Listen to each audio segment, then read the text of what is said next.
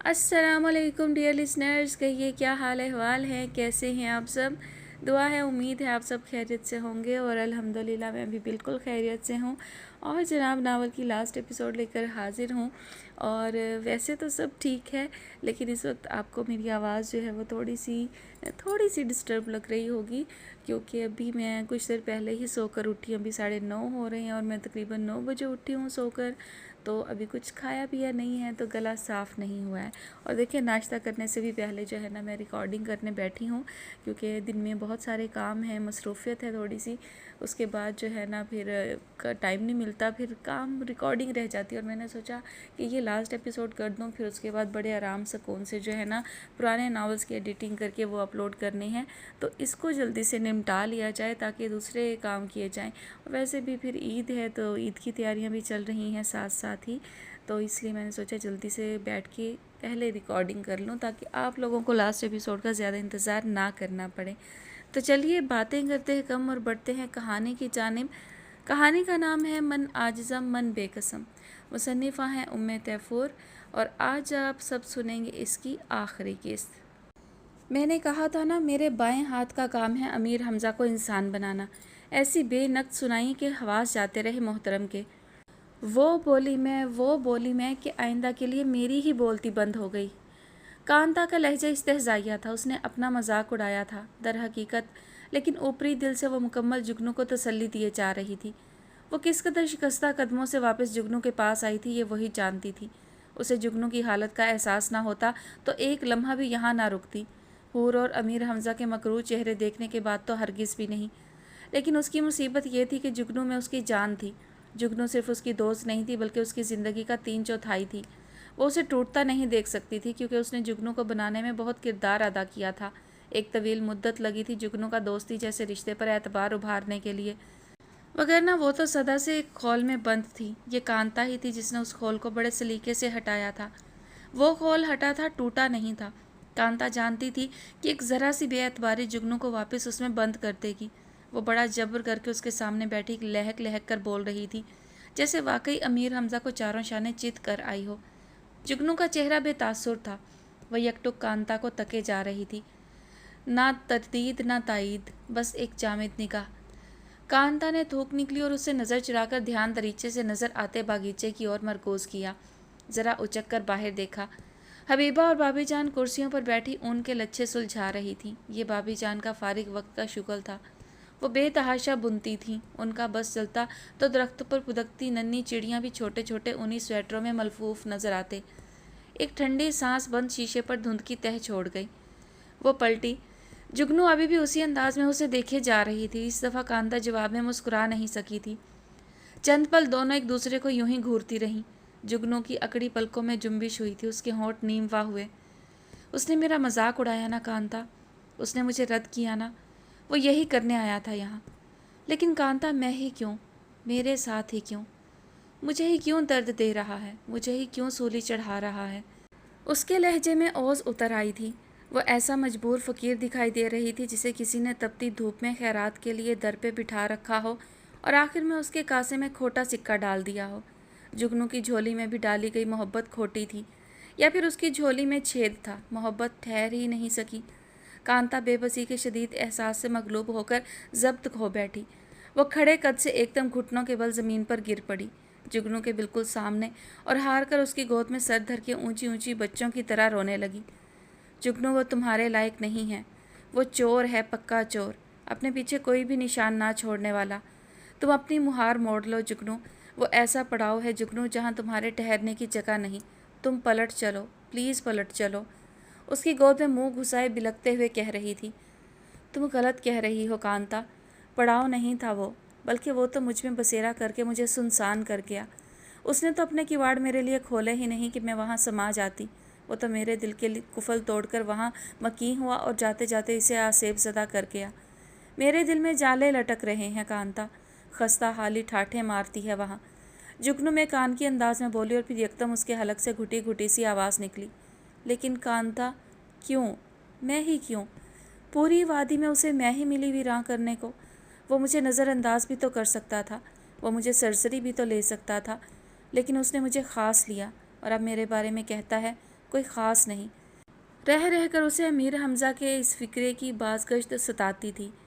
جگنو میری بات سنو، کانتا نے اس کے دونوں ہاتھ اپنے ہاتھوں میں سختی سے دباتے ہوئے کہا۔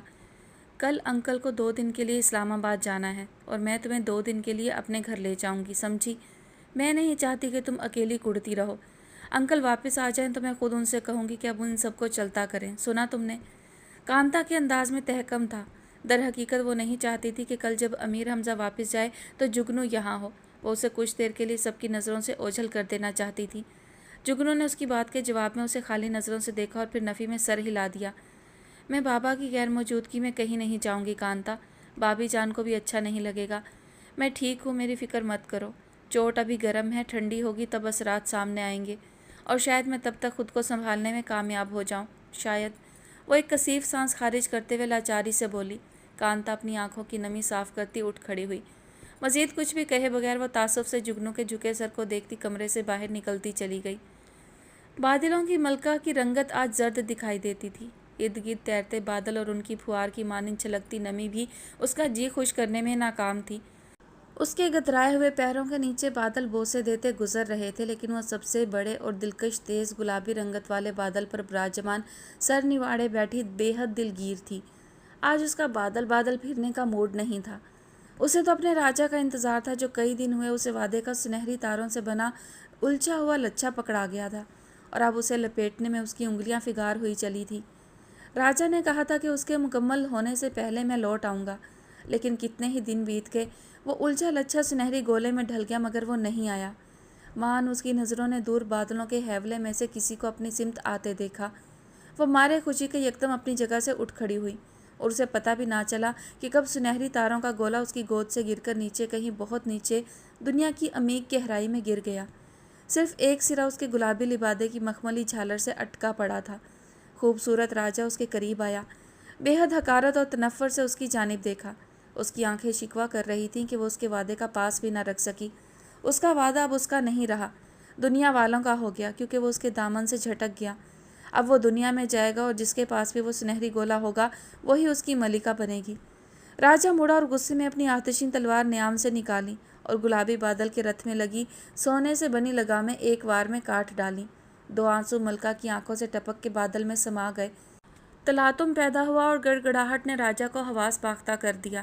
وہ واپس جانے کے لیے مڑا، جاتے جاتے ایک آخری وار رتھ کے نقشیں چاندی جیسے چمکتے پہیے پر کیا اور اسے 2 لخت کر دیا، اور ملکہ کو نفرت آمیز نگاہوں سے دیکھتا بادلوں کے ہیولے میں گم ہو گیا۔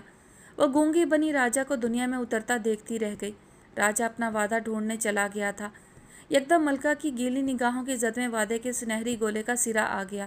اس نے جھک کر فوراً اسے اپنی مخملی جھالر سے الگ کیا اور کسی متاع کی طرح سینے میں بھینچ لیا۔ اس کے ہاتھ جیسے ایک امید کا سرا لگا تھا۔ وہ واپس اسی بادل پر کسی داسی کی طرح آن بیٹھی اور بڑی عقیدت و محبت کے ساتھ اس سرے کو دوبارہ لپیٹنا شروع کیا۔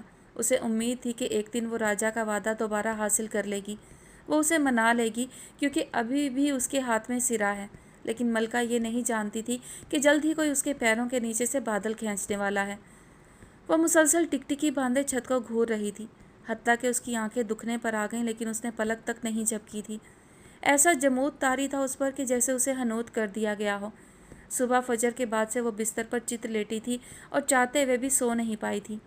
دل و دماغ مسلسل امیر حمزہ کی تسبیح پڑھ رہے تھے۔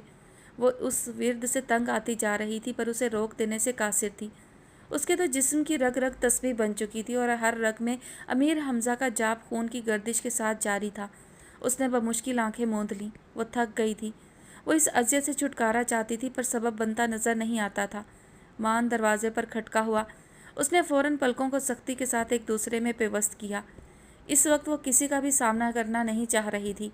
اسے معلوم تھا کہ یہ بابی جان کے علاوہ کوئی نہیں ہو سکتا۔ اس کے ناشتے کا وقت تھا اور ان کے لیے اس کا وقت پر کھا پی لینا زندگی موت کا مسئلہ ہوتا تھا، لیکن اس کی بند آنکھوں میں حیرت سی مچلی جب اس نے حیدر رحمانی کی آواز سنی۔ بابا اتنی صبح میرے کمرے میں؟ اف، کہیں انہیں کچھ شک تو نہیں ہو گیا، مجھ سے باز پرس کرنے آئے ہوں۔ اس نے تعصب سے سوچا اور سوتی بنی رہی۔ وہ خود کو بابا جان کے کسی سوال جواب دینے کا اہل نہیں پاتی تھی۔ اسے نہیں جاگنا تھا۔ ٹھہرو حیدر بیٹا، میں اٹھاتی ہوں جگنو کو، آج پتہ نہیں کیوں اتنی سست ہو رہی ہے۔ پہلے بھی ایک دفعہ جگانے کی کوشش کر چکی ہوں۔ भाभी जान हैदर रहमानी से कहती हूँ उसकी बेड की पायंती के करीब आ खड़ी हुई। ना ना ना, रहने दें भाभी जान, मत उठाएं, थकन हो गई होगी जब ही सो रही है। वैसे भी इतने दिन से मेहमानों के साथ घूमना फिरना चल रहा है, आप मत उठाइए इसे। मैं कॉल कर लूँगा इस्लामाबाद पहुँचकर, 2 दिन ही की तो बात है। कोशिश करूँगा जल्द से जल्द वापसी हो जाए, क्योंकि बुरहान कह रहा था कि उन्हें भी घर वालों की तरफ से कॉल पर कॉल आ रही है। जैसे ही मैं आऊँगा वो लोग निकल जाएंगे। मैं निकलता हूँ अब। चंगेज़ नीचे जीप लेकर पहुंच गया है। हैदर रहमानी ने झुककर जुगनू की पेशानी पर बोसा दिया और फिर उसका हाथ थामकर नरमी से चूमा और मामूली सा सहलाते हुए रख दिया। जुगनू का जी भर आया, उसके बंद पपोटों के पीछे नमी जमा होने लगी। उसका दिल किया अभी इसी वक्त आंखें खोले और उठकर अपने बाबा के गले लग जाए। खूब रोए, इतना रोए कि वो जा ना सकें, लेकिन वो जुम्बिश भी ना कर सकी, यूं ही चित पड़ी रही। मत फिक्र करो हैदर बेटा, खैरियत से जाओ और खैरियत से वापस आओ, राब्ते में रहना बेटा। जी इंशाअल्लाह, और मैं वापस आ लूँ तो और मकान मशहदी से बात करूँगा अमीर हमज़ा के सिलसिले में। मुझे यकीन है कि हमारा इंतखाब बेहतरीन है। चलिए आ जाइए, मैं भी निकलूँ अब। वो भरपूर यकीन से कहते भाभी जान को लिए कमरे से बाहर निकलते चले गए और दरवाज़ा बंद होते ही आंसू जुगनू की बंद आंखों के किनारों से निकल पड़े। उसके बाबा जान क्या सोचे बैठे हैं उसके लिए, जिसके लिए मैं कुछ खास नहीं। पता नहीं उसके दिल को घबराहट ने क्यों घेर रखा था। वो अभी भी बाबा जान को रोक लेना चाहती थी, पर बेबसी महसूस कर रही थी, यूं जैसे उसके इरादों में बंदिश कर दी गई हो। वह हनूतशुदा लाश की तरह पड़ी, अपने भूरे वजूद का नोहा गले में तावीज़ की सूरत डाले एहराम मोहब्बत में कैद हो चुकी थी, हमेशा के लिए। दोपहर का वक्त था, हैदर रहमानी को गए 6 घंटे हो चुके थे। वो सब खाने की मेज़ पर जमा थे। भाभी जान आज खुद भी उनके साथ बैठ गई थीं, वरना हैदर रहमानी की मौजूदगी में उन्होंने कभी ज़रूरी नहीं समझा था। हूर और अमीर हमज़ा हस्बे मामूल ऊंचा ऊंचा बोल रहे थे। उनके बेतुके कहकहे छत फाड़ रहे थे। हर 2 मिनट बाद वो मानी ख्याजी से एक दूसरे को देखकर घड़ी पर वक्त देखते और फिर बातों में मशगूल हो जाते। साथ साथ खाने से भी भरपूर इंसाफ हो रहा था। बुरहान अलबत्ता ना जाने किस सोच में गर्क भाभी जान को चौंका गया था। उन्होंने उसकी प्लेट की जानिब निगाह की, जिसमें बस उल्टे सीधे चम्मच चलाए गए थे, वरना चावल जूं के तूं पड़े थे। बुरहान बेटा क्या बात है, आपकी तबीयत ठीक नहीं क्या? अगर कुछ और खाने का जी हो तो मुझे बताओ बेटा, मैं अभी बना लाती हूँ। आप तो कुछ भी नहीं खा रहे। वो एकदम चौंका था। अफसुर्दा सी मुस्कुराहट ने उसके होंठों का अहाता किया। फिर वो भाभी जान को देखते हुए बड़े रसान से बोला, बस यूं ही मेरा दिल नहीं कर रहा। असल में इतने दिन से हैदर अंकल की कंपनी की आदत सी हो गई है, इसलिए आज अकेले खाने में कुछ मज़ा नहीं आ रहा। उसने भाभी जान की तसल्ली के लिए बात बनाई थी या कुछ भी था। हूर ने ज़रूर उसकी तरफ तनफ़्फ़ुर से देखा था और फिर दोबारा अमीर हमज़ा की तरफ रुख फेर लिया था। मेरा ख्याल है मैं कुछ देर आराम करता हूँ, शायद मुझे तबीयत में बेहतरी महसूस हो। ये कहकर वो उठ खड़ा हुआ और अमीर हमज़ा पर एक नफ़रत आमेज़ निगाह डालकर वहाँ से हट गया। अपने कमरे में पहुंचकर उसने दरवाज़ा बंद किया और औंधे मुँह बिस्तर पर यूं गिरा जैसे कितनी मुसाफत तय करके आया हो। वो लंबे लंबे सांस ले रहा था। उसके दिमाग की चौलें यकदम चटकने लगीं। अब से घंटा पहले का मंजर उसकी निगाहों के सामने चुरमुराने लगा। हैदर अंकल को सी ऑफ करने के बाद वो यूं ही वादी में निकल गया था। कितनी देर वो फिरता फिराता रहा था। इतने दिन में उसे हैदर रहमानी से बला की उनसियत पैदा हुई थी। बड़े बाबा ने जो उनके मिजाज की सख्ती के मुतल्लिक कहा था, बुरहान ने उन्हें यकसर उलट पाया था। वो अंदर से टूटे हुए इंसान थे। अपनी बीवी से उन्हें आज भी रोज़े अव्वल सी मोहब्बत थी। और फिर ओज़े, उसके हवाले से जो ख्वाब उन्होंने देख रखे थे वो तमाम उन्होंने बुरहान से दोस्तों की तरह शेयर किए थे। और इस बात ने उसके अंदर शदीद किस्म का गिल्ट पैदा किया था, क्योंकि अमीर हमज़ा की लाख यकीन दहानियों के बावजूद भी उसे अंदर से बेयकीनी थी। अमीर हमज़ा कोई गेम खेल रहा है, इस बात का उसे यकीन था। उसके बस में होता तो वो आज ही अमीर हमज़ा का ओज़े के साथ निकाह पढ़वा देता, लेकिन यह मामला उसके बस का नहीं था। यहाँ से जाकर ही बड़ों से बात की जा सकती थी। उसे उम्मीद थी कि बड़े बाबा हुमायूं अंकल को इस रिश्ते के लिए कायल कर लेंगे। इन्हीं ऊट पटांग ख्यालों में मगन उसने न जाने कितना वक्त वादी में फिरते फिराते सर्व कर डाला था। छोटे से ढाबे से चाय का कप पीकर वह वापस आ गया। गेट खुला था, इसलिए सीधा ऊपर अपने कमरे का रुख किया। अभी सीढ़ियों के आखिरी स्टेप पर था जब उसने अमीर हमज़ा को जुगनू के कमरे से निकलते हुए देखा। वो बुरी तरह ठिठका। नागवारी की तेज़ लहर के ज़रिए से वो दबे पाँव चलता कमरे के बाहर आन खड़ा हुआ। दरवाज़ा नीमवा था। बुरहान ने बहुत एहतियात से अंदर झांका। कमरे के बीचों बीच जुगनू छोटे से गालीचे पर घुटनों के बल यूं बैठी थी जैसे किसी फुटपाथ पर बैठा भिखारी जिसे मांगने का सलीका ना आता हो। हुस्न मलाल से भरपूर चेहरे के गिर्द बिखरी लटें उसकी हार का पता देती थीं। अमीर हमज़ा यकीनन खेल लपेट गया था। बुरहान के जी में आया कि अंदर जाए और उसे दिलासा दे, मगर वो उससे क्या कहता। وہ ایک طویل اور تکلیف دہ سانس چھوڑتا وہاں سے ہٹ گیا۔ ویسے بھی اسے جگنو کی حالت دیکھ کر خوف محسوس ہو رہا تھا۔ کاش وہ اس کا دکھ دور کر سکتا۔ اس نے بستر پر اوندھے لیٹے زور سے مکہ تکیے پر کھینچ مارا۔ اس کا بس چلتا تو وقت کو پلٹا دیتا اور کبھی یہاں نہ آیا ہوتا تو ایک دلربا نازک سی لڑکی دکھوں سے آشنا نہ ہوتی۔ یوں ہی خود سے لڑتے اس کی آنکھ لگ گئی تھی۔ وہ اس کے سرہانے بیٹھی اس کا چہرہ تھپتھپاتے ہوئے مسلسل آوازیں دے رہی تھی۔ وہ فوراً لیٹے سے اٹھ بیٹھا۔ کیا ہو گیا ہے برہان؟ کب سے اٹھا رہی ہوں تمہیں؟ اٹھو جلدی کرو، ہمیں ابھی نکلنا ہے۔ اٹھو، امیر حمزہ کی ممی ہاسپٹل میں ایڈمٹ ہیں۔ اس کے پاپا نے خالد کو ارجنٹلی بھیجا ہے ہمیں پک کرنے کے لیے۔ وہ بہت پریشان ہو گیا ہے، ہمیں ابھی نکلنا ہوگا۔ برہان کے حواس ابھی مکمل الرٹ ہوئے تھے۔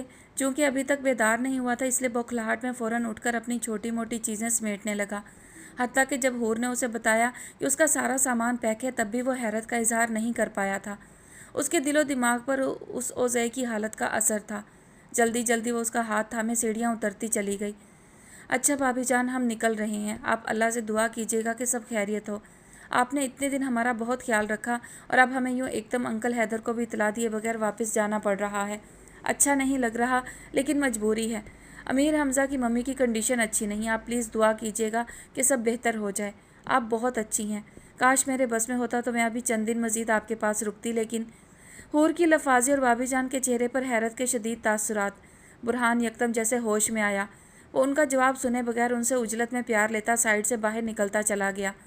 حور ابھی بھی وہیں کھڑی اپنی چرب زبانی کے جوہر دکھا رہی تھی۔ امیر حمزہ اسپورٹس جیپ میں خالد کی مدد سے سامان رکھ رہا تھا جب اس نے کنکھیوں سے برہان کو تیزی سے خود کی طرف آتے دیکھا۔ اس نے اپنے چہرے پر فوراً پریشانی اور سراسیمگی طاری کر لی تھی۔ یار میر، یہ حور کیا کہہ رہی ہے؟ کیا واقعی آنٹی ہاسپٹل میں ایڈمٹ ہیں؟ اور بڑے بابا نے مجھے فون پر کیوں نہیں بتایا؟ حیرت ہے۔ اس کے لہجے میں چھپی حیرانگی اور بے یقینی امیر حمزہ کو صاف محسوس ہوئی تھی۔ انہوں نے تمہیں کال کی تھی مگر نیٹ ورک ٹھیک نہیں تھا۔ مجھے بھی صبح ہی کال آئی تھی اور خالد کو تو مجھ سے پوچھے بغیر روانہ کیا انہوں نے۔ ممی 2 دن سے ہاسپٹلائزڈ ہیں، بس مجھے کسی بھی طرح جلد از جلد ان تک پہنچنا ہے۔ دل میں چور تھا کہ کہیں برہان وہاں کسی کو کال نہ کر لے، اس لیے فوراً جواب دیا، مگر دانستہ لہجے کو سپاٹ رکھا تاکہ اس کو پریشان جان کے برہان زیادہ سوال جواب نہ کرے۔ لیکن برہان کے ہر انداز سے بے چینی عیاں تھی۔ اس نے بالوں میں 2-3 دفعہ ہاتھ پھیر کر انہیں سنوارا اور پھر دونوں ہتھیلیوں کو چہرے پر پھیرتے ہوئے بولا، میرا خیال ہے ہمیں انکل حیدر کو بتا کے نکلنا چاہیے، اس طرح مناسب نہیں لگتا میر۔ اتنے دن انہوں نے ہماری مہمان نوازی کی ہے، اب یوں ایک دم اچانک سے ہم بلا وجہ نکل پڑیں تو کتنا آکورڈ لگے گا۔ بلا وجہ نہیں، میری ماں بیمار ہیں برہان، اور تمہیں یہ سب غیر مناسب لگ رہا ہے؟ واہ سوپر! امیر حمزہ تیوریاں چڑھائے طنزاً بولا کہ وہ یکدم شرمندہ سا ہو گیا۔ سوری، میرا یہ مطلب نہیں تھا میر، میرے منہ سے نکل گیا۔ اصل میں اس اچانک ٹینشن نے میرے حواس سلب کر لیے ہیں۔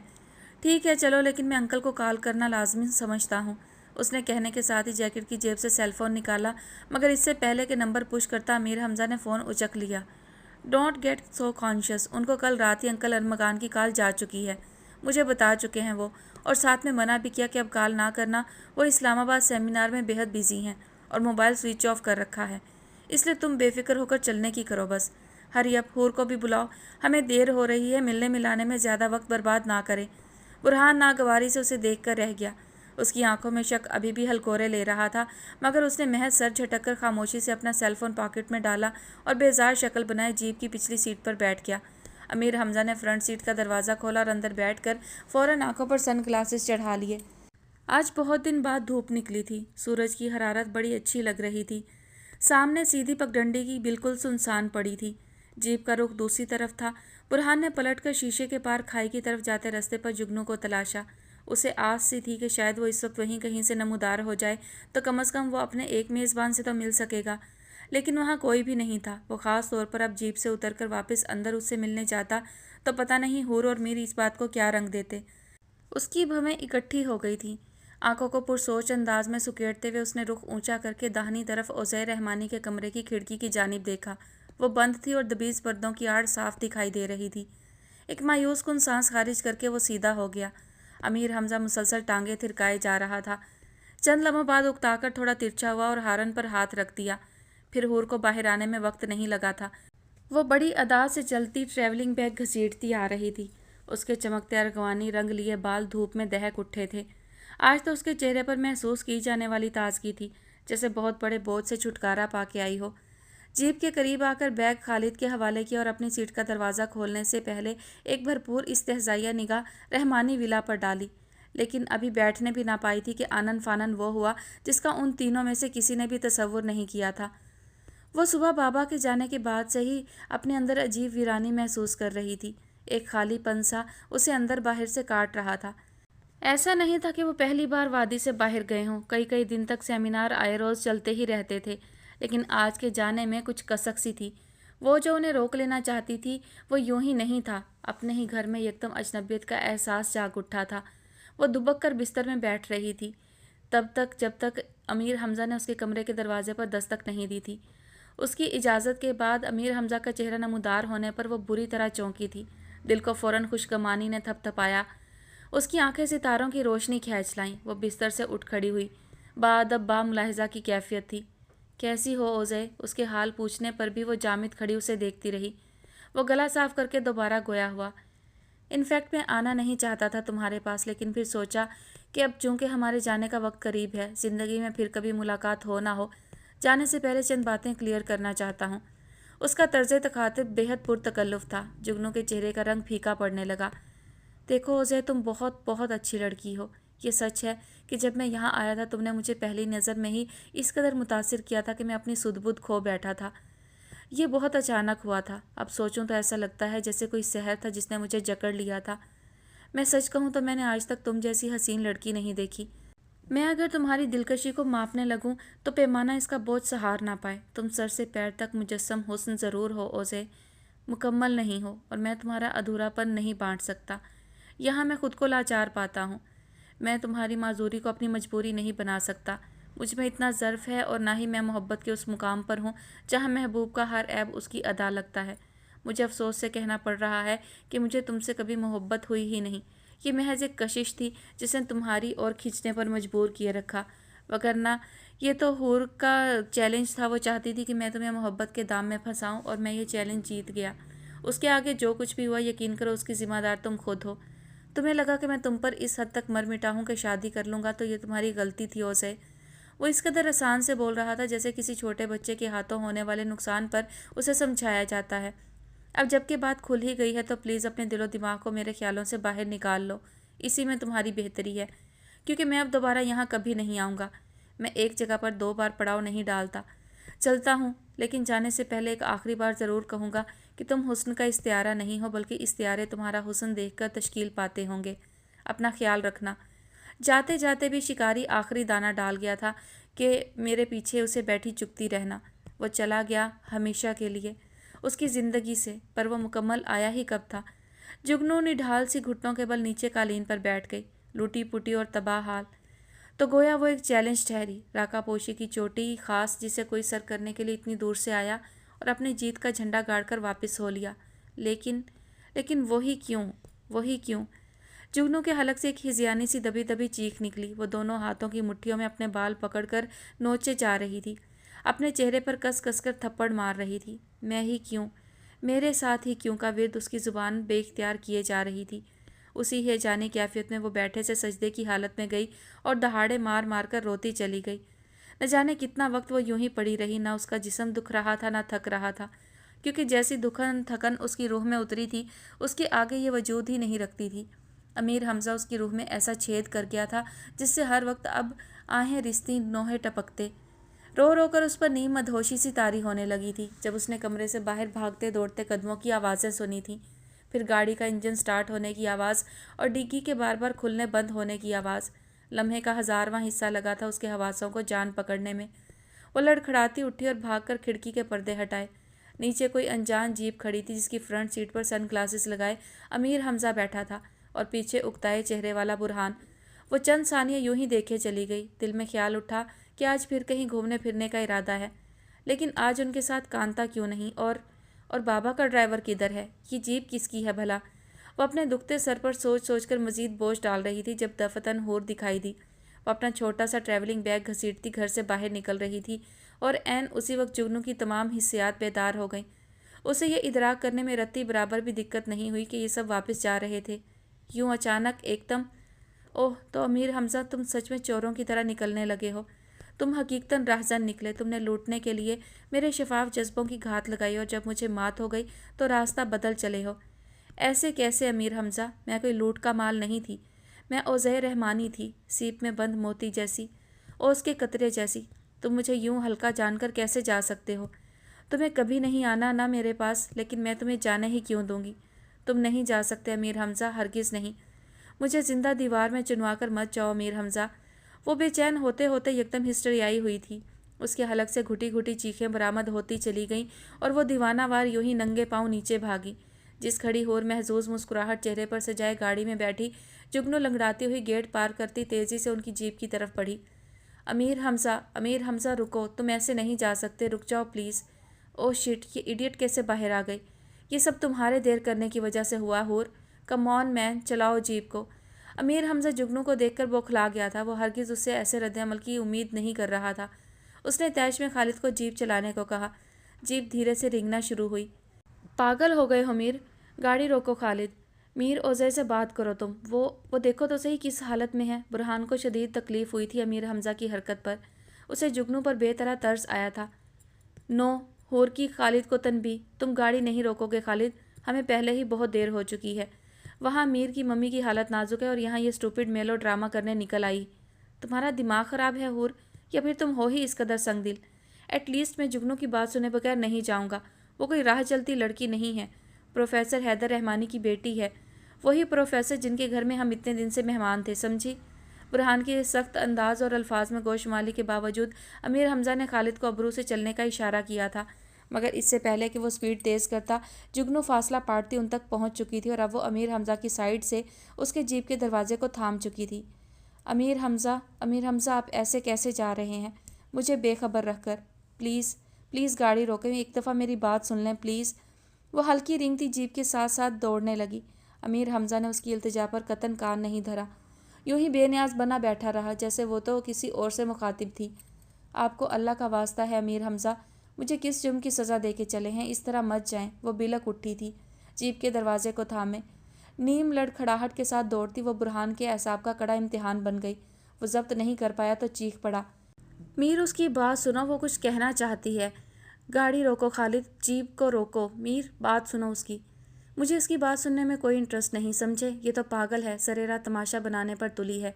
उसी वक्त रुख मोड़कर जुगनू की तरफ किया और गुर्राते हुए बोला, और तुम अच्छी तरह सुन लो, मुझे तुम्हारे जैसी लंगड़ी में कोई इंटरेस्ट नहीं। ज़रा सा मुंह क्या लगाया, तुम गले की हड्डी बनने लगी। अमीर हमज़ा जुगनू के यूं पीछा ले लेने की वजह से बौखला सा गया था। मैं मर जाऊंगी अमीर हमज़ा, अल्लाह की कसम मैं मर जाऊंगी, इस तरह से मत करें। एक बार बात सुन लें तसल्ली से, सुकून से। वह जार जार रोती भिकारन दिखाई दे रही थी। उसके बाल बिखर चुके थे, दुपट्टा आधा कंधे पर तो आधा पैरों में रुल रहा था। शिद्दत गिरिया से नाक से पानी बह रहा था, लेकिन अमीर हमज़ा को कोई फ़र्क नहीं पड़ रहा था। कांता ने जो अभी अभी उसके करीब आई थी, उसके करीब पहुंचकर उसे बाजू से थाम कर अपनी तरफ खींचना चाहा, मगर जुगनू ने बेहद मजबूती से जीप के दरवाजे को जकड़ रखा था। कांता को यकदम शदीद तैश ने लपेट में लिया। वो इंतहाई नफ़रत के साथ अमीर हमज़ा से मुखातिब हुई।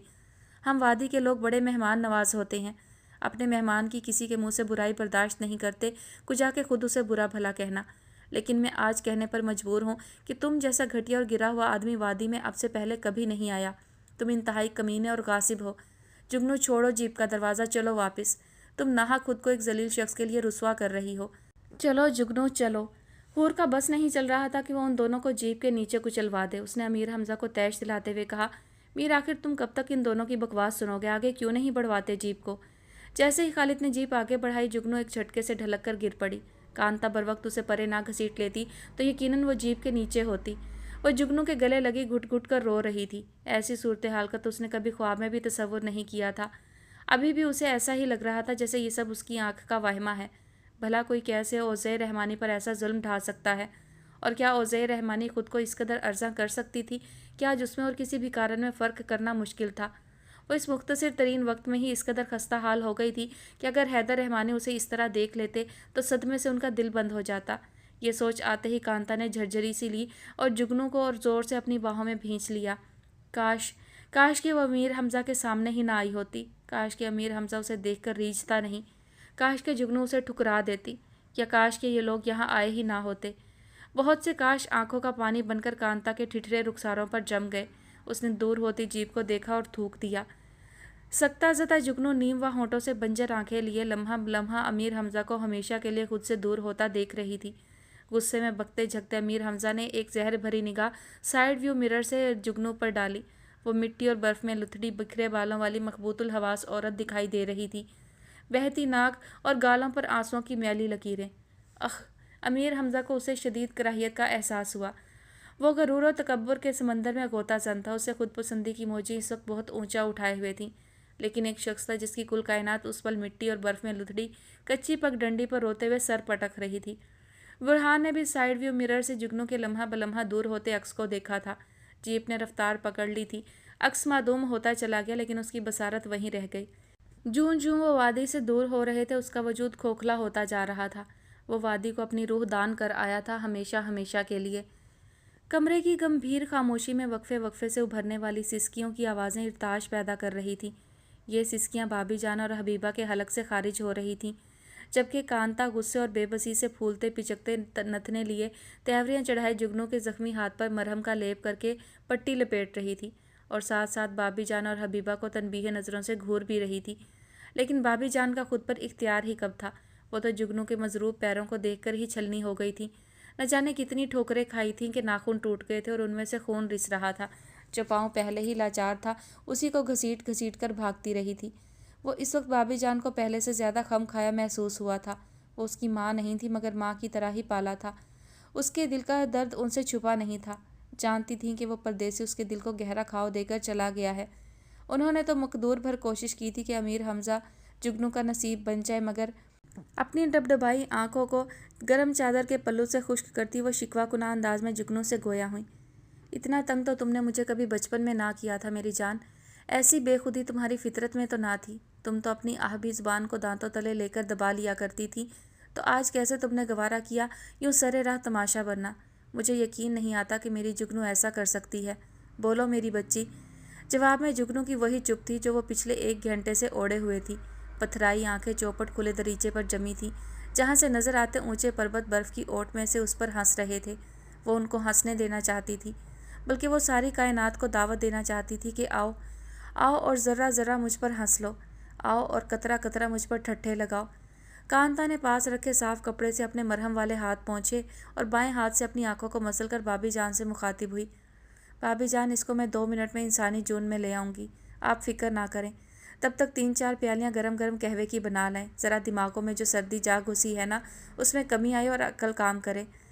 उसने इल्तिजाइया नज़रों से उन्हें देखा तो वो उसकी बात समझते हुए उठ खड़ी हुई।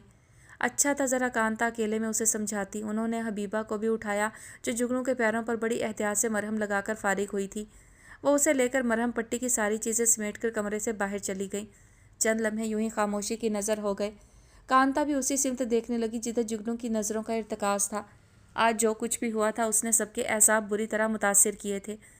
उसे अभी तक वो सारा मंजर भुलाए नहीं भूल रहा था, तो जुगनू की कैफियत तो सबसे सिवा थी। मैं तुमसे क्या कहूँ जुगनू, मेरे तो सारे अल्फाज ने जैसे खुदकुशी कर डाली है। मैं तुम्हारी इस हरकत पर अफसोस करूँ या तुम्हें फिटकारूँ, कुछ सुझाई नहीं दे रहा। बस इतना बता दो कि आखिर क्यों किया तुमने ये सब? क्यों तुम उस जलील शख्स के पीछे इतनी सस्ती हो गई कि पूरी सड़क पर किसी फटी लीर की तरह घसीटी गई हो? तुम इतनी बेमाया तो नहीं थी जुगनू। पिलाखिर कांता ने ही उस जानलेवा खामोशी की झील पर पत्थर फेंका। वो उससे जो पूछ रही थी उसका जवाब जुगनू को उधेड़ डालता, पर फिर भी बोल पड़ी थी। हर इंसान की ज़िंदगी में एक नुक्ता होता है कांता। वो नुक्ता उसकी रूह की इकाई होता है। सब उसे खोज नहीं पाते, और जो खोज लेते हैं वो उसे पा लेते हैं। लेकिन मैं वो कब नसीब ठहरी जिसकी रूह की इकाई तो मौजूद है पर रूह नहीं रही। मेरी रूह निकल गई कांता। अब इकाई उस नुक्ते को गोद में लिए बैठी है, लेकिन वो इसे कहाँ सींचेगी भला? रूह ही नहीं रही है। वो क्या बोल रही थी, क्या फ़लसफ़ा उगल रही थी, कांता को खाक पल्ले नहीं पड़ा था। मगर वह जुगनू की इन बातों से शदीद खौफज़दा हो गई थी। वो फटी हुई आंखों से उसके बेइंतहा सफ़ेद चेहरे को देख रही थी, जिस पर चंद खराशें आ चुकी थी। उसने बेचैन होकर उसका घुटना ज़ोर से हिलाया। जुगनू ने जैसे हड़बड़ाकर उसे देखा। कांता के मुंह से अटक अटक कर अगला जुमला बरामद हुआ था। मुझे उलझाओ नहीं जुगनू। मैं जो पूछ रही हूँ उसका जवाब गुत्थियों की सूरत में ना दो। मैंने तो आज जो जुगनू देखी, उसके अंदर इज्जत नफ्स को जंजीरों में जकड़ा देखा। کیوں تم نے اسے آزاد نہیں چھوڑا؟ کیوں تم نے اس کی پکار نہیں سنی؟ بولو۔ میں وہی تو لینے بھاگی تھی پاگل، وہ بے حد زور سے چلاتے ہوئے بولی۔ کانتا بے اختیار تھوڑا پرے ہوئی۔ وہ میری عزت نفس پہلے دن سے سلب کر بیٹھا تھا، اس نے اسے مجھ میں سے کشید کر لیا تھا، تبھی تو میں وہ نہیں رہی جو میں تھی، اور جو میں بن گئی ہوں وہ اسی لیے کہ میرے اندر اس نے کچھ چھوڑا ہی نہیں۔ کانتا، کیا میری انا اور عزت نفس میری جھولی میں ہوتی تو میں بھری جھولی لیے کسی لٹیرے کی منتیں کرتی؟ میری جھولی میں 100 چھید ہوئے کانتا، سب گر گیا، سب چلا گیا۔ میں اس سے اپنی انا اور خودداری واپس مانگنے بھاگی تھی۔ بھلا اب اس کے کس کام کی؟ مجھے لوٹا دیتا، میں زندہ تو رہ پاتی۔ اب مجھے مرنا پڑے گا کانتا، اب میری جھولی خالی ہے۔ اس سے پہلے کہ میرے چھید زمانے کی نظروں میں آ جائیں، مجھے مرنا چاہیے۔ وہ اپنے حواسوں میں نہیں تھی۔ کانتا کو یقین ہو گیا تھا، وہ اسے ٹوک بھی نہیں پا رہی تھی۔ بھلا میری متاع مجھے لوٹا جاتا، میرے مرنے نے اسے کیا سکھ دے دینا ہے؟ ساری عمر کیسے سنبھالے گا وہ یہ چیزیں؟ بڑی بھاری پڑتی ہیں اگر اپنی نہ ہو۔ میری عزت نفس تو پلڑے میں ڈالے گا تو اس کی ہستی بھاپ بن کر تحلیل ہو جائے گی۔ بڑی غلطی کی اس نے۔ تم فکر نہیں کرو کانتا، یہ دنیا انہی چکروں میں چکر کھاتی رہے گی۔ گھبرانا نہیں، ٹھیک ہو جائے گا سب ٹھیک ہو جائے گا۔ پتہ نہیں اس نے خود کو تسلی دی تھی یا کانتا کو، پر کانتا کا ضبط چھوٹ گیا تھا۔ وہ پھپک پھپک کر رو دی۔ فرتے جذبات سے مغلوب ہو کر اس نے نیچے بیٹھ کر اپنا سر جگنو کی گود میں رکھ دیا اور دونوں بازوؤں سے اس کی ٹانگوں کے گرد ہلکا بنا کر انہیں جکڑ لیا۔ بچوں کی طرح روتی ہوئی کانتا کا سر سہلاتے ہوئے جگنو خالی اور ویران آنکھوں سے سیاہ پربتوں کو حسرت سے دیکھ رہی تھی۔ کبھی وہ بھی اپنی ذات میں ایسا ہی بلند پربت تھی جسے کوئی سر نہ کر سکا تھا، اور آج وہ ریزہ ریزہ بیٹھی اپنی تسخیر کی داستان علم رقم کر رہی تھی۔ شام ڈھلتے ہی وادی کو دبیز دھند نے اپنی لپیٹ میں لے لیا تھا۔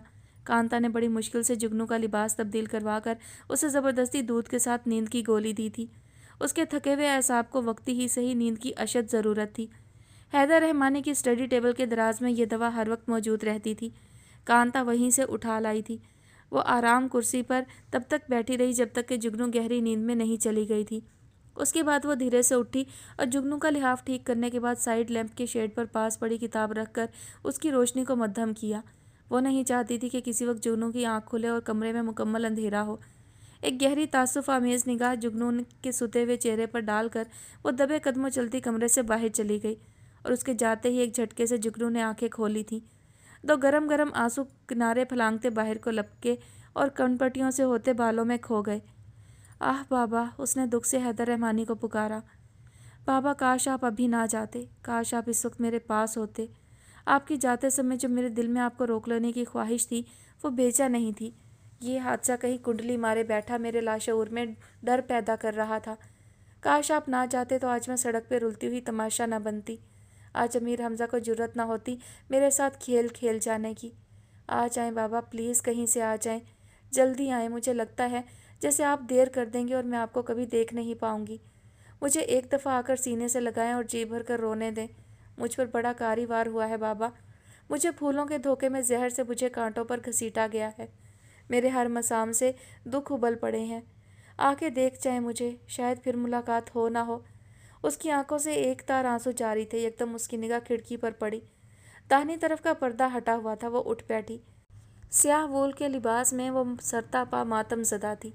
کھڑکی سے باہر دھند چکراتی پھر رہی تھی۔ اس نے بستر سے پاؤں اتار کر جوتوں میں پھنسائے اور پوری توجہ سے کھڑکی سے باہر دیکھنے لگی۔ ایک ساتھ میں دھند نے گلابی پیرہن اوڑھ کر اس کی کھڑکی پر دستک دی، اور پھر اسی پل کھڑکی کی درزوں سے تیزی کے ساتھ گلابی غبار سا اس کے کمرے میں بھرنے لگا۔ بادلوں کی ملکہ کا محل زمین بوس ہوا پڑا تھا۔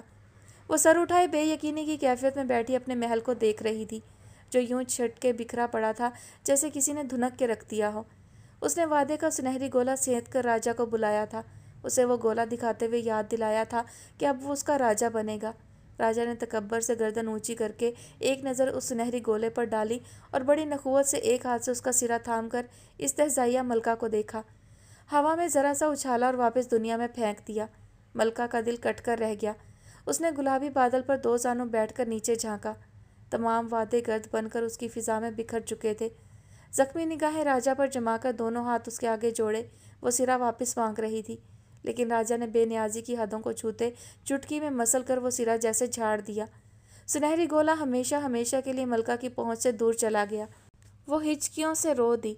गुलाबी बादल उसके गिर्द घेरा तंग करने लगे, जैसे उसे दिलासा देना चाहते हों। राजा ने एक बार फिर तैश में आते अपनी तलवार न्याम से बाहर निकाली और आगे बढ़कर मलका के महल की फसील पर कारी ज़रब लगाई। 1, 2, 3 लगातार लगाता चला गया। वो बादलों के झुरमुट को पिरो के बनाया गया घिरौंदा राजा की खुदगर्जी की नज़र हो गया, छट गया, धुआं धुआं हो गया। राजा चला गया, मलका को गहरी चोट देकर, तमाम उम्र का सदमा पहुंचाकर। बादलों की मलका के गुलाबी लिबादे को हिजर की सीलन ने चोरी से किसी सुरमई बादल की तह से निकलकर चाटना शुरू कर दिया था। देखते ही देखते गुलाबी चमकते बादलों के बीच से जगह जगह गदले बादलों ने सर समा लिया था। रोशन सुनहरी फिजा अचानक से पसमरदा और गहरी महसूस होने लगी थी। इसी असना में बादलों को चीरता हुआ गहरा सुरमई रथ मलका के करीब आ खड़ा हुआ था। वो सहम के उस रथ को देखने लगी। मलका ने उस रथ को बगौर देखा, वो खाली नहीं था। एक नहायत हसीन और जमील औरत उसमें बड़ी शान से विराजमान मलका को बेहद नरमी और मोहब्बत से देख रही थी। उसके सफ़ेद लिबास पर सोने और चांदी के सितारे टंगे थे, जिनकी ज़रा सी झिलमिलाहट के साथ ऐसे कई सितारे दुनिया में बारिश के कतरों की सूरत टपक पड़ते। मलका साकित और सामित उस परी पैकर को हसरत से देख रही थी। मान उस औरत ने थोड़ा सा आगे को झुककर मलका को पुकारा, मेरे साथ आओ, मैं तुम्हारी माँ हूँ, तुम्हें अब मेरे पास रहना है, आओ मेरे साथ आओ। उसकी आवाज़ में ऐसा अलवही सा तासुर था, ऐसी चाशनी थी कि बादल झूम झूम कर उसे टहुके देने लगे। मलका ने अपना सीलन ज़दा लिबादा समेटा और मेकान के अंदाज में उठ खड़ी हुई। उस हसीन औरत ने अपने घेरदार लिबास को ज़ोर से झटका तो कई सितारे टूटकर रविश की मानिंद बिखर गए। इन सितारों के ताक़ुब में चलती चली आओ प्यारी, तुम्हें आखिरी सिरे पर मैं महवे इंतज़ार मिलूंगी। देर मत करना, इनके बुझने से पहले राह खोज लेना, वरना मंजिल खो दोगी। वो औरत इतना कहकर एक दिलावेज मुस्कुराहट उछालती अपना रथ आगे बढ़ा ले गई।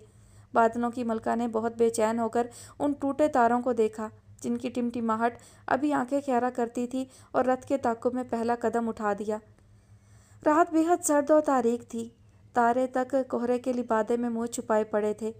गीदड़ों की भभकारती आवाज़ें बेहद करीब महसूस हो रही थीं, पर उसके पैर थमे नहीं थे।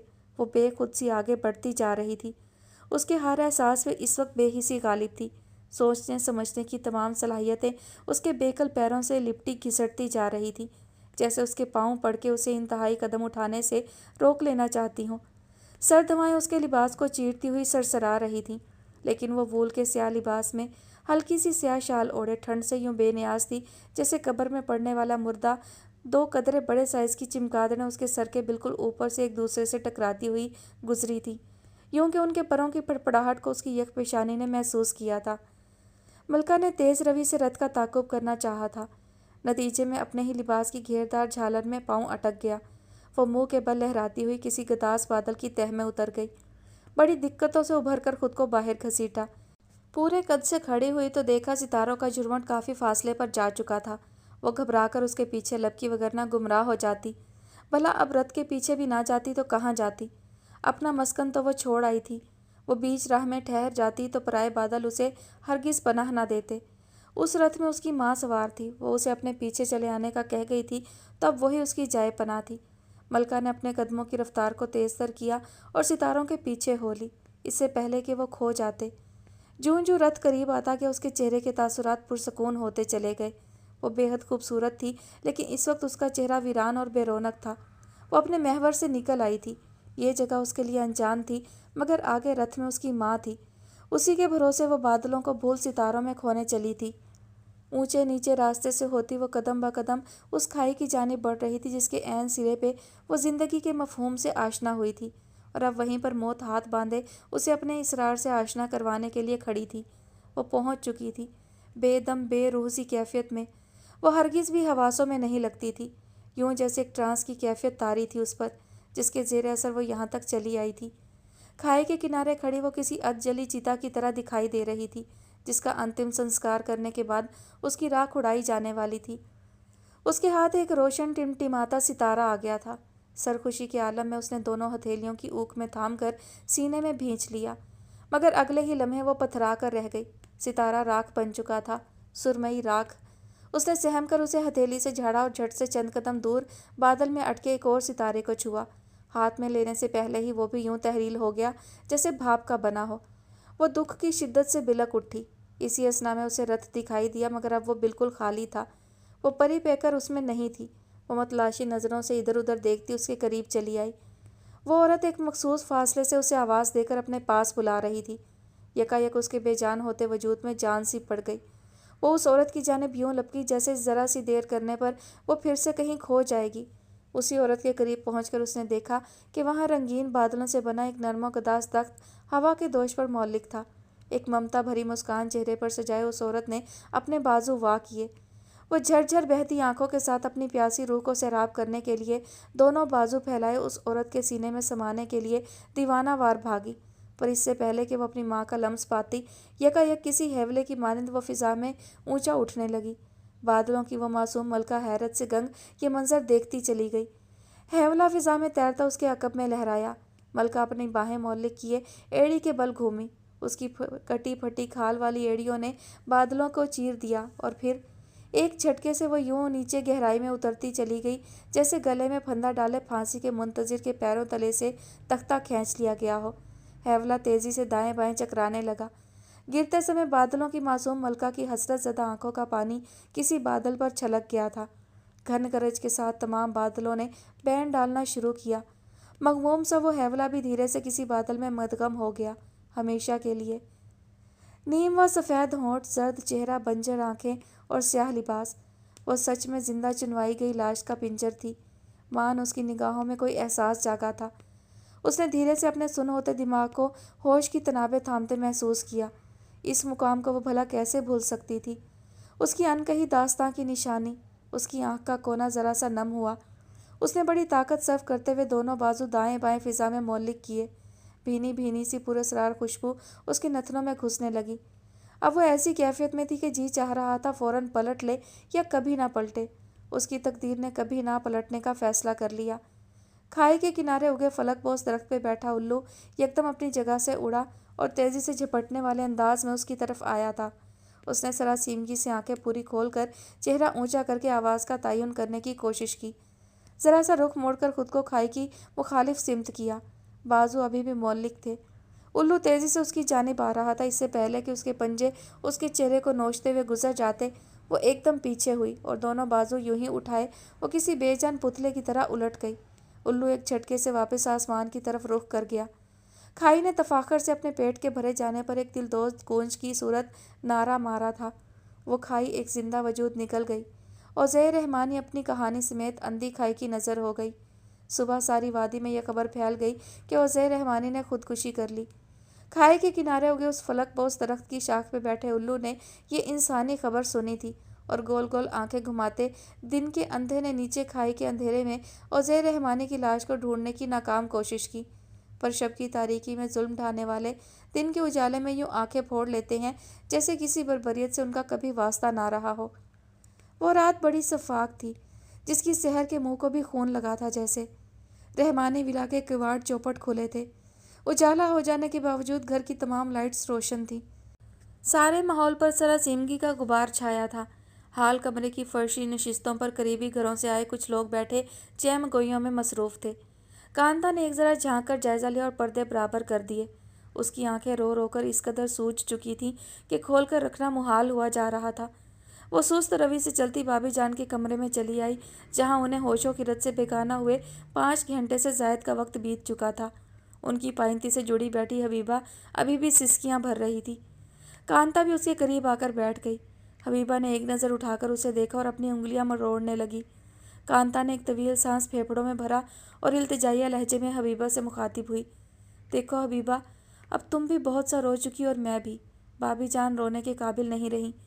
حیدر انکل کو کال کی جا چکی ہے، کبھی بھی پہنچ جائیں گے۔ تم نے مجھ سے کہا تھا کہ ابھی تم سے کچھ نہ پوچھوں، تم رونا چاہتی ہو۔ میں نے تمہیں بہت زیادہ وقت دیا ہے۔ خدا کے لیے اب تو مجھے بتاؤ کہ رات آخر کیا ہوا تھا؟ جگنو نے خودکشی کیوں کر لی؟ تم لوگ کہاں تھے؟ وہ ایک ہی سانس میں سوالات کی قطار کھڑی کر کے ہانپ گئی، ساتھ ہی آنسوؤں کی لمبی لکیر آنکھ سے نکل کر تھوڑی سے ٹپک ٹپک کر گود میں رکھے ہاتھوں پر گرنے لگی۔ یکدم حبیبہ اس کے پیر پکڑتے ہوئے بولی، مجھے کچھ پتہ نہیں آیاز۔ مقامی زبان میں بہن کو کہتے ہیں آیاز۔ میں تو سو رہی تھی جب ایک دم بھابھی جان گرتی پڑتی مجھے اٹھانے آئیں۔ وہ رو رہی تھی، مجھے بولیں کہ اٹھو حبیبہ، جلدی اٹھو، جگنو کمرے میں نہیں ہے، بلکہ وہ کہیں نہیں ہے، میرے ساتھ آؤ، میری بچی پتہ نہیں کہاں گئی۔ میں جلدی سے اٹھی اور ان کے ساتھ ایک بار پھر سارا گھر چھان مارا، مگر جگنو آیاز کہیں نہیں تھی۔ گیٹ کھلا دیکھ کر بھابھی جان میرا ہاتھ پکڑ کر باہر ڈھونڈنے چل پڑی، لیکن عین اسی لمحے برف پر سے ان کا پاؤں پھسلا اور وہ سر کے بل جا گری۔ بڑی مشقت سے میں انہیں کچھ گھسیٹ کر اور کچھ سہارے سے اٹھا کر اندر لائی تو وہ مچل اٹھی اور میرے آگے ہاتھ جوڑ کر کہنے لگی کہ میں باہر جا کر ان کی جگنو کو دیکھوں، کیسے بھی ہو ڈھونڈ لاؤں۔ ان کی حالت دیکھ کر میں بڑی ہمت کر کے باہر آئی، مگر مجھے معاف کر دیں آیاز، میں ڈر گئی۔ باہر اتنی دھند اور تاریکی تھی کہ مارے خوف کے گیٹ بھی نہ پھلانگ سکی اور واپس آ گئی۔ مجھے معاف کر دیں، میں نے بھابھی جان سے آ کر کہہ دیا کہ میں ہر جگہ تلاش کر آئی، مگر جگنو آیاز کا کہیں پتہ نہیں چلا۔ بس تب سے بھابھی جان روتے روتے بے ہوش ہو گئی۔ کچھ دیر بعد ہوش آتا بھی تو دوبارہ رونے لگتی اور غنودگی میں چلی جاتی۔ میں نے بڑی مشکل سے رات کاٹی تھی، جیسے ہی پو پھٹی میں فوراً آپ کو بلا لائی۔ میرا قصور صرف اتنا ہے کہ میں باہر نہیں جا سکی، مجھے ڈر لگ رہا تھا۔ میں نے بھابھی جان سے جھوٹ بول دیا۔ حبیبہ اپنے دونوں جڑے ہاتھوں پر پیشانی ٹکا کر رونے لگی۔ کانتا نے خود کو دکھ کی انتہا پر محسوس کیا۔ وہ شکوہ کرتی بڑی بے بسی سے بولی، حبیبہ بس اتنا سا نہ کہو، اتنے سے میں نہ جانے جگنو پر کیا بیت گئی، اتنے سے میں نہ جانے وہ بچا لی جاتی، اتنے سے میں حیدر ولا برباد ہو گیا، حبیبہ اتنا سا نہ کہو۔ حبیبہ کا رونا چیخوں میں بدل گیا، وہ بھابھی جان کے بیڈ کی پائنتی سے سر ٹکرانے لگی۔ کانتا نے اسے چپ کروانے کی کوشش نہیں کی، اسے تو اپنے آپ کو دلاسا دینے کے لیے کوئی چاہیے تھا۔ علاقے کے مرد، جن میں کانتا کے بھائی اور باپ بھی شامل تھے، صبح سے کھائی کے پاس تھے، اسی کوشش میں کہ شاید کوئی نشان مل جائے جگنو کے زندہ ہونے کا، لیکن یہ ناممکن تھا کیونکہ کھائی اس قدر گہری تھی اور اس کی گہرائی میں درختوں کی اتنی بہتات تھی کہ ممکن ہی نہ تھا کہ وہاں گرنے والا زندہ بچا ہو اور مرے ہوئے کی لاش ہی مل جائے۔ اور جگنو وہاں کودی ہے، اس کا سب سے بڑا ثبوت اس کھائی کے کنارے اگے درخت کے تنے سے اٹکی اس کی شال، جو نہ جانے کیسے گرتے ہوئے وہیں رہ گئی ہوگی۔ لوگ اسے خودکشی ہی قرار دے رہے تھے، مگر کانتا کا دل نہیں مانتا تھا کہ جگنو نے اپنی جان کھائی میں کود کر خود لی ہے۔ انہی لایانی سوچوں میں کانتا اندر باہر کے چکر کاٹتی حیدر رحمانی کی منتظر تھی۔ دوسرے پہر نے جب تیسرے پہر پر دستک دی تو باہر گاڑی رکنے کی آواز نے کانتا کو خوف میں مبتلا کر دیا تھا۔ کیا بیتے گی حیدر انکل پر، کیسے سہیں گے وہ یہ صدمہ؟ ان کے پیچھے جو سانحہ رونما ہو چکا تھا، اس کے نتائج دیکھنے کے لیے کانتا جگنو کے کمرے سے باہر نکل آئی۔ بھابھی جان کے کمرے میں جلدی سے جھانکا تو وہ جائے نماز پر سجدے میں گری گریا ازاری سے بے حال ہوئی جا رہی تھی۔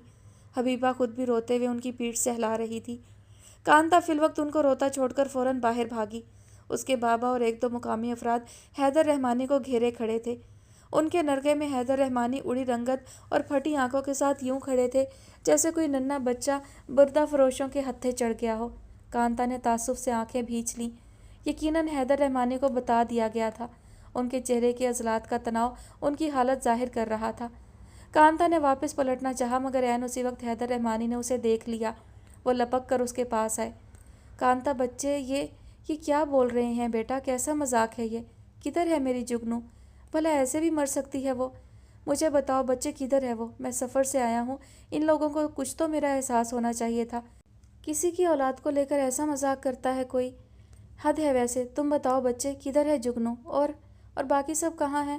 برہان بیٹا، امیر حمزہ اور وہ بچی حور؟ بولو بچے، یہ سب کیا ہے؟ ان کا سانس صدمے کے زیر اثر چھوٹا ہو رہا تھا۔ وہ جس حقیقت کو جھٹلا رہے تھے اس کا کانتا نے جھکے سر کے ساتھ آنسوں کی جھڑی میں اقرار کیا۔ جگنو نے کھائی میں چھلانگ لگا دی انکل، وہ مر گئی، کل رات کی مر گئی۔ ایک عرصہ پہلے جب مدیحہ رحمانی مری تھی، اس وقت اس کا ہاتھ ان کے ہاتھ میں تھا۔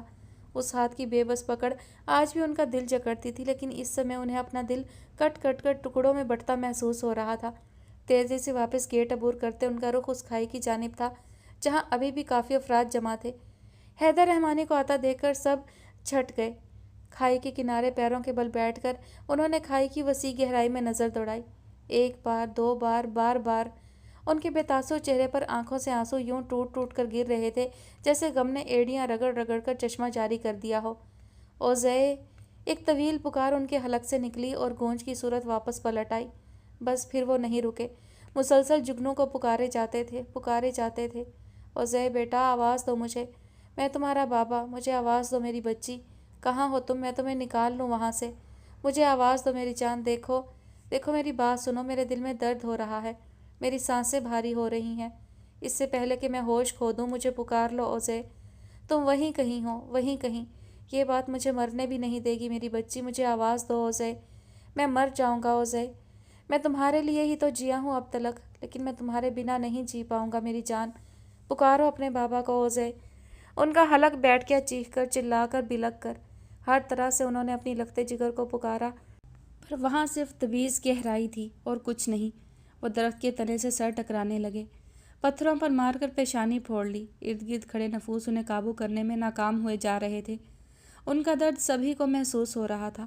انہیں دونوں بازوؤں میں جکڑ کر کانتا کے بھائی نے زبردستی بڑے پتھر پر بٹھایا۔ وہ اس پتھر سے لپٹ لپٹ کر روئے۔ یہ وہی پتھر تھا جہاں ان کی جگنو بیٹھا کرتی تھی، یہ وہی پتھر تھا جس پر اس نے اپنا نام کندہ کر رکھا تھا۔ وہ اس نام کو چوم چوم کر بے حال ہوئے، ان کی آنکھیں چڑھیں، وہ فضا میں یوں دیکھنے لگے جیسے کسی نے ان کے چہرے کو زبردستی جکڑ کر اوپر کر رکھا ہو۔ ان کی گال پھڑکنے لگے، ہونٹ ٹیڑھے ہوئے، رال بہی اور وہ بے جان سے ایک جانب لڑک گئے۔ سرے مقتل جو کبھی اے قاتل تیرا گزر ہو، چپکے سے پوچھ لینا آنکھ جو ذرا نم ہو، میں ملوں گی تجھے ادھوری داستاں کی طرح، پیاسا بادل، دھندلی راکھ، ٹوٹا ہوا تارا ہو۔ 1.5 سال بعد، سڈنی، آسٹریلیا۔ ساحل سمندر پر ڈوبتا سورج اپنی تپش بجھانے کو بے تاب تھا۔ دور، بہت دور لہریں اچھل اچھل کر اسے چھونے کی کوشش میں ہلکان ہوئے جا رہی تھیں۔ بظاہر اتنے قریب دکھائی دینے والی چیز در حقیقت کس قدر دور ہوتی ہے، کوئی اس نظارے کو دیکھ کر بخوبی اندازہ لگا سکتا ہے۔ وہ ہر روز بلا ناگا یہ منظر دیکھنے کے لیے یہاں آ بیٹھتا تھا۔ اس نے ریت پر ٹانگیں لمبی پھیلا کر، بازو پیچھے ٹکا کر چہرہ اونچا کیا اور گہرے سانس بھرے۔ چند پل یوں ہی بیٹھ رہنے کے بعد وہ یکدم سیدھا ہوا اور جیکٹ کی اندرونی جیب سے ایک پاکٹ سائز ڈائری نکالی۔ یہ شوق بھی اسے آسٹریلیا آنے کے بعد ہوا تھا۔ جب ذہنی خلفشار حد سے زیادہ بڑھ جاتا اور دل دکھ کے گہرے سمندر میں غوطے کھانے لگتا تو وہ اپنی اذیت کو لفظوں میں ڈھال کر اس ڈائری پر اتار لیتا تھا۔ ایک عرصہ ہو گیا تھا اسے خود سے جنگ لڑتے۔ اس کے پاس رونے کو بہت سے دکھ تھے، لکھنے کو بہت سے ملال تھے۔ اس نے اوپری جیب سے پین کھینچا اور ڈائری کے خالی صفحے سیاہ کرنے لگا۔ زندگی سے بڑھ کر میں نے بے اعتبار کسی شے کو نہیں پایا۔ یہ وہ ہرافہ ہے جس پر آپ جتنی بھی چاہت لٹاؤ، کتنا بھی اپنا بنائے رکھو، اس کی طرف سے دل کو لگا بے وفائی کا دھڑکا نہیں جاتا۔ یہ آخرکار دلبری چھوڑ کر جدائی پر اتر ہی آتی ہے۔ جینے کے کئی ڈھنگ ہیں لیکن موت کا وتیرہ کبھی نہیں بدلا۔ مرنا ہمیشہ دل کی بندش سے مشروط ہے، اور اگر غم کلیجہ چبا جائے تو موت کسے دبوچتی ہے۔ میں نے زندگی میں موت کے اتنے کاری وار دیکھے ہیں کہ مجھے لگتا ہے جیسے اب یہ مجھ پر مسلسل مسلط ہے، کیونکہ میں اس کے بہت سے راز جان چکا ہوں، بالکل ایسے جیسے کوئی بڑا مجرم اپنا بھید پانے والے کی سپاری دے دیتا ہے اور موقع پاتے ہی اسے مروا دیتا ہے۔ مجھے اپنے آس پاس ایسے افراد بکثرت دکھائی دیتے ہیں جو بظاہر سانس لیتے چلتے پھرتے دکھائی دیتے ہیں، مگر اندر سے وہ مردہ ہوتے ہیں، کیونکہ ان کا اعتبار ٹوٹ چکا ہوتا ہے، بھرم، مان، بھروسہ سب دھوکے کی نظر ہو چکے ہوتے ہیں۔ میں بھی انہی میں سے ایک ہوں۔ مرنا کوئی جسم پر ہی لازم نہیں، مرتا تو اعتبار بھی ہے، دفن تو بھروسہ بھی ہوتا ہے، مردہ تو ضمیر بھی ہوتا ہے۔ ہر بقا کو فنا ہے اور ہر فنا میں بقا ہے۔ یہ ایک متواتر عمل ہے جو کبھی نہیں رکتا۔ ایک جذبے کی موت دوسرے کی حیات ہے۔ میں نے زندگی میں سب سے زیادہ اعتبار امیر حمزہ پر کیا تھا۔ میر میری زندگی کا وہ خوش رنگ پہلو تھا جس نے میری بدرنگی کو کبھی اجاگر ہی نہیں ہونے دیا تھا۔ میری انکہی کو کہہ دکھانے والا میر ہی پہلا شخص تھا، لیکن میں غلط تھا، بلکہ ہم سبھی اپنی اپنی جگہ غلط تھے۔ جو بانڈنگ ہمیں لگتا تھا کہ ہمارے درمیان ہے، وہ سرے سے وجود ہی نہیں رکھتی تھی۔ ہم کبھی بھی ایک دوسرے کا اصل نہیں جانچ پائے، اور پھر ایک مقام ایسا آیا کہ ہماری حقیقت ایک دوسرے پر واضح ہو گئی، ہمارا اندر باہر آ گیا۔ ہم ایک دوسرے سے نظریں چرانے لگے، کیونکہ جو سامنے آیا تھا وہ قطعی بھیانک تھا۔ اصل میں مجھے ٹھیک سے یہ اندازہ لگانا مشکل ہے کہ جس دن حور نے گھر میں اعلان کیا تھا کہ مجھ جیسے خبتی کے ساتھ ساری عمر برباد نہیں کر سکتی، اس کی اس بات نے مجھے زیادہ اذیت دی تھی یا اس کے یہ جتانے نے کہ امیر حمزہ ہی وہ انسان ہے جس کے خواب آج تک وہ دیکھتی آئی ہے۔ میں مانتا ہوں کہ مجھے حور سے جذباتی لگاؤ نہ سہی، مگر انسیت ضرور تھی۔ میں اس سے ایسے بولڈ سٹیپ کی امید نہیں کر رہا تھا۔ امید تو مجھے میر سے بھی یہ نہیں تھی کہ وہ ڈبل گیم کھیل رہا ہے، مگر میں نے احتجاج میں ایک لفظ بھی نہیں کہا۔ بڑے بابا خوب بولے، حور کو تھپڑ تک دے مارا۔ مجبوراً مجھے بیچ میں آ کر یہ کہنا پڑا کہ حور کا یہ قدم درست ہے، میری اور اس کی ذہنی ہم آہنگی نہیں ہو پائے گی، کل کے رونے سے آج رو لینا بہتر ہے۔ بڑے بابا نے ہار تو مان لی مگر انہیں چپ لگ گئی۔ حور اور میر میرے سامنے ہاتھ میں ہاتھ ڈالے منڈلاتے رہتے، مگر نہ جانے کیوں میرے دل میں رقابت کا جذبہ سر نہیں اٹھاتا تھا، بلکہ صرف دکھ منڈلاتا تھا، دھوکہ دہی کا، ओज़ैर रहमानी के साथ किए गए जुल्म का, जबकि उन दोनों के किसी अंदाज से शर्मिंदगी साबित नहीं होती थी। मुझे वो मंज़र भुलाए नहीं भूलता था। मुझे ओज़ैर रहमानी भी नहीं भूलती थी। और फिर खबर मिली कि वो मर गई। मुझे अचंभा नहीं हुआ, क्योंकि मैंने उसे उसी लम्हे मरा हुआ देख लिया था जब जीप के साथ भागते भागते वो थक कर गिरी थी। उस पल उसका वजूद सर्द खाने में पड़ी लाश जैसा दिखने लगा था, और तब से मेरे रोम रोम में मुस्तकिल एक दर्द रहने लगा था।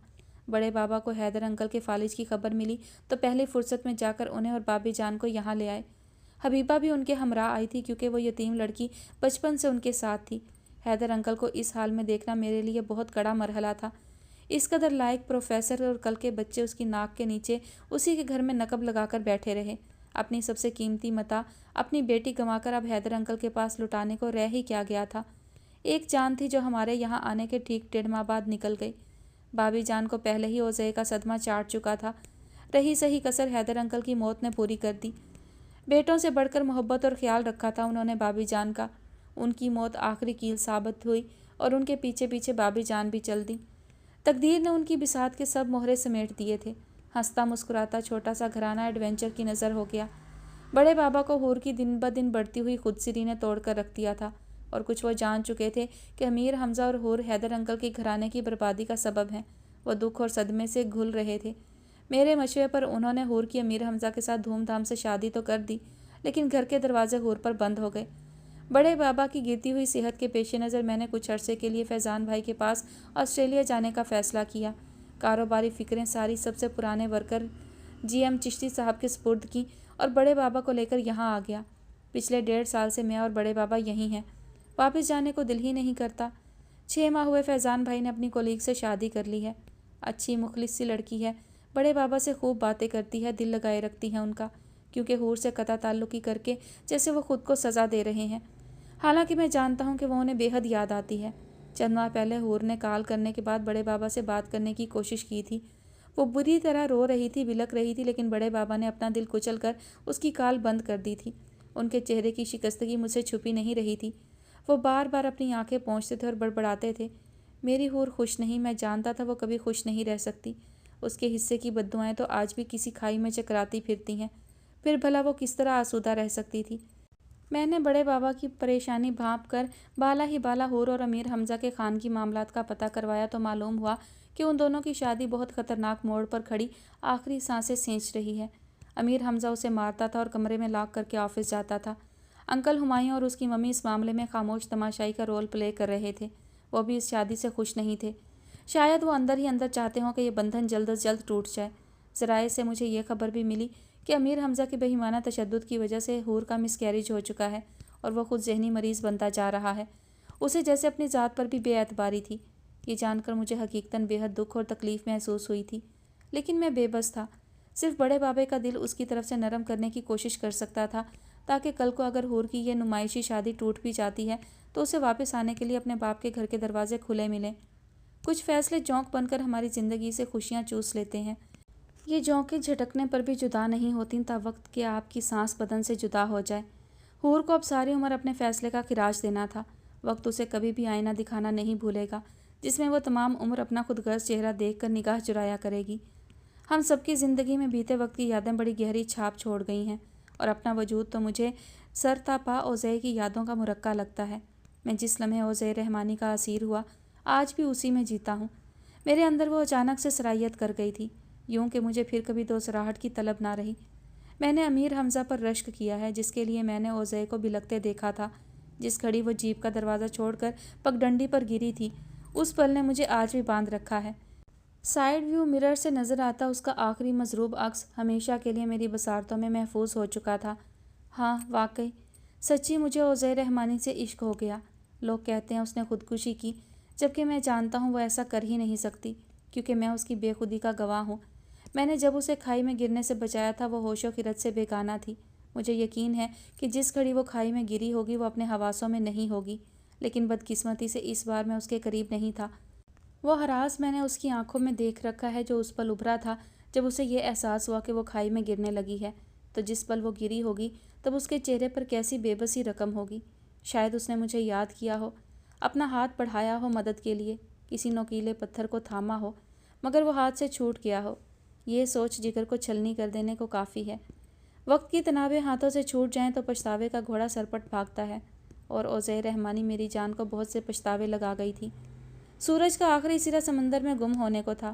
اس نے تھکی تھکی سی سانس رک رک کر خارج کی اور ڈائری بند کر کے پاکٹ میں ڈالی۔ آنکھ کے کنارے پر جمع ہوئی نمی کو انگلی سے جھٹکا اور اٹھ کھڑا ہوا۔ ریت پر پڑی جیکٹ کو کندھے کی پشت پر ڈالا۔ اسی پل اس کا سیل تھر تھر آیا۔ جیکٹ کی پاکٹ سے اس نے سیل فون نکالا، ایک نگاہ اسکرین پر ڈالی۔ مبہم سی مسکراہٹ نے اس کے لبوں سے جھانکا۔ کانتا۔ روزانہ کی 10-12 کالز کانتا کے معمول میں تب سے شامل تھیں جب سے وہ حیدر انکل اور بابی جان کو ساتھ لے آیا تھا۔ پہلے وہ کبھی کبھار اس سے بات کر لیتا تھا، یہاں تک کہ آسٹریلیا آنے کے بعد بھی 1-2 بار اس سے بات کی تھی، مگر پھر فون پر اس کی لمبی اور گہری خاموشی سے وہ ٹھٹک گیا تھا۔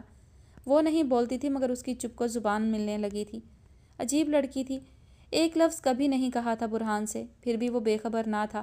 اس راہ کی ہی خاک چھانتا وہ کتنا آگے نکل آیا تھا، مگر نہ جانے کیسی نشانیاں چھوڑ آیا تھا جو یہ سونے جیسے دل کی مخلص لڑکی تعقب کرتی اس کے پیچھے پیچھے چلی آ رہی تھی۔ کوئی پل نہ جاتا تھا کہ وہ یہ فاصلہ پاٹ ہی لیتی۔ برہان خوفزدہ تھا۔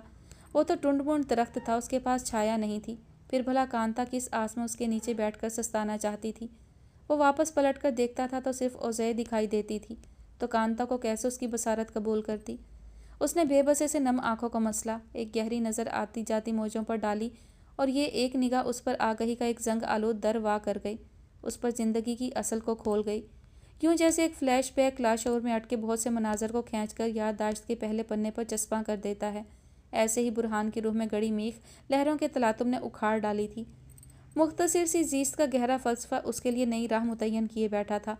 سمندر کی ہر موج اگلی کے تعاقب میں بھاگتی اس میں ضم ہو کر فنا ہو جاتی ہے، یہ جانے بغیر کہ ایسی ہی ایک موج فدائی بنی اس کی خاطر مٹ جائے گی، لیکن اس سے سمندر کو فرق نہیں پڑتا، وہ لہریں اگلتا رہتا ہے۔ ہم سب ایک دوسرے کی زندگی میں ان موجوں کی صورت اپنا کردار ادا کرتے ہیں اور ختم ہو جاتے ہیں، لیکن اس سے محبت کو فرق نہیں پڑتا، وہ مسلسل ہے، مسلسل ہے، مسلسل ہے، ختم شد۔ جی تو ڈیئر لسنر، کہانی اپنے اختتام کو پہنچی اور مجھے بہت افسوس ہے کہ یہ کہانی اتنی سیڈ تھی، اتنی سیڈ اینڈنگ۔ مانا کہ ہر کہانی کا اختتام انجام اچھا نہیں ہوتا، ہر انسان کو اپنی منزل نہیں ملتی، ہر انسان کو خوشیاں نہیں ملتی، لیکن اتنی تکلیف دہ کہانی، اتنی اداس کہانی، اف خدایا۔ فلسفہ بھی ہے کہانی میں، بہت کچھ سمجھنے کے لیے، سمجھانے کے لیے، لیکن مجھے بہت بہت برا لگا ہے سارے کرداروں کے لیے۔ ہاں بس حمزہ اور حور کے لیے کچھ برا نہیں لگا، لیکن باقی سب کرداروں کے لیے بہت افسوس ہے۔ سارے ہی مسلسل ایک سراب کے پیچھے بھاگ رہے ہیں، کسی کو کسی سے محبت ہے اور اس کسی کو کسی اور سے محبت ہے۔ کیا ہی عجیب کہانی تھی۔ بہرحال آپ سب کو کیسی لگی ضرور بتائیے گا۔ کہانی کے حوالے سے میں مزید کوئی تبصرہ نہیں کر سکتی ہوں، مجھے بہت بھوک لگ رہی ہے، بہت دیر ہو چکی ہے، 9 بجے تو نہیں، البتہ 10 بجے ریکارڈنگ کرنے لگی تھی اور اب 11:15 ہو رہے ہیں اور میں نے ابھی تک ناشتہ نہیں کیا ہے۔